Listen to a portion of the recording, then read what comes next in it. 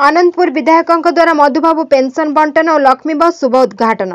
Anandpur block परिसर में सामाजिक सुरक्षा और भिन्नक्षम सशक्तिकरण विभाग ओडिशा सरकार द्वारा नूतन हिताधिकारी को मधुबाबू पेंशन योजना अनुकूल भत्ता बंटन कर आनंदपुर विधायक भागीरथी सेठी दिबा 11 घटिका समय ब्लॉक परिसर में 18 गोटी पंचायत 1124 जन नूतन हिताधिकारी को भत्ता अनुमोदन करथिले। सेथिमध्यरु 600 जन योग्य हिताधिकारी को स्थानीय विधायकों द्वारा भत्ता बंटन कर आज कार्यक्रम में आनंदपुर ब्लॉक अध्यक्ष अंजना बारिक, आनंदपुर मंडल उन्नयन अधिकारी जोगरंजन नायक और अतिरिक्त गोष्ठी उन्नयन अधिकारी विचित्र नंद करंक समेत पंचायत समितिर समस्त कर्मचारी उपस्थित थिबा बेले आनंदपुर ब्लॉक परिसर लक्ष्मी बस शुभ उद्घाटन मान्यवर विधायकों द्वारा करा जायतिबा बेले प्रथम पर्यायर 3टी बस को विधायक और ब्लॉक अध्यक्ष सबुज रंगर पताका देखाई उद्घाटन करथिले। एही लक्ष्मी बस योजना माध्यम उक्त ब्लॉक 18 गोटी पंचायत बासिंदा माने मात्र स्वल्प मूल्य विनिमय यातायात करिपारिबे।